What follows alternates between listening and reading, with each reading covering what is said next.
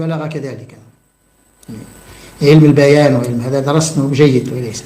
نعم صحيح هناك أوصاف مجازية من هذا طبعا لأن ليقرب الله الناس من المعنى. ما يقول الله سبحانه وتعالى يوصف لهم الجنة وهم في الدنيا، وهي الجنة لا زالت لم تخلق، ولا النار ولا لا زالت الجنة ليس تنتظرون الآن، لا زالت لم تخلق، ما كاينش الجنة لا زالت.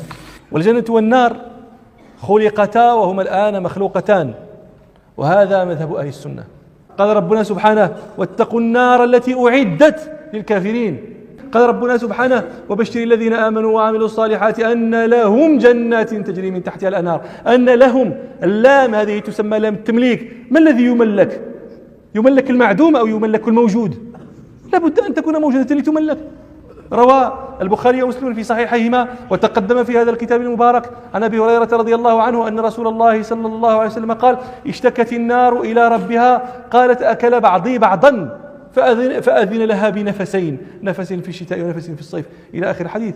روى أحمد وأبو داود عن أبي هريرة رضي الله عنه قال قال رسول الله صلى الله عليه وسلم لما خلق الله الجنة قال لجبريل يا جبريل اذهب فانظر إليها، فذهب جبريل فنظر فرجع فقال يا رب وعزتك لا يسمع بها أحد إلا دخلها، فحفها ربنا سبحانه بالمكاره وقال يا جبريل اذهب فانظر، فذهب فنظر فقال يا رب وعزتك لقد خشيت أن لا يدخلها أحد.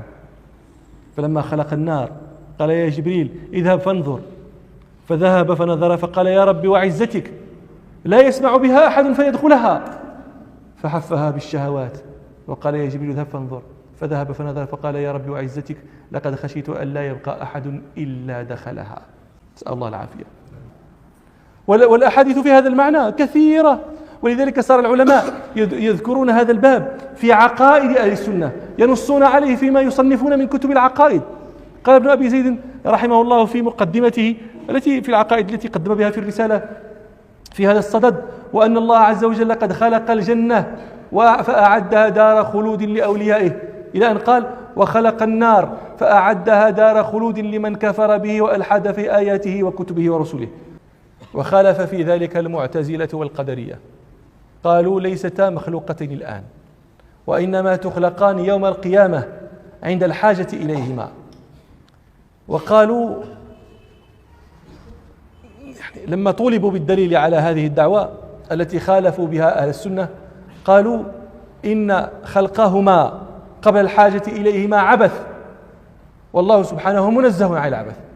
قالوا لو أن ملكا من الملوك بنى قصرا وجعل فيه من أنواع المآكل والمشارب والمصالح والمنافع ثم أغلقه ومنع من دخوله وتركه مغلوقا خاليا على عروشه آمادا متطاولة وقرونا بعد قرون ولم يبح لأحد دخوله، لكان هذا الفعل منه أعظم العبث، ولكان للعقلاء سبيلا إليه في الإنكار عليه والاعتراض عليه. فبهذا الرأي البارد وبهذا القياس السخيف اعترضوا على الآيات والأحاديث الدالة على أن النار والجنة قد خلقتا.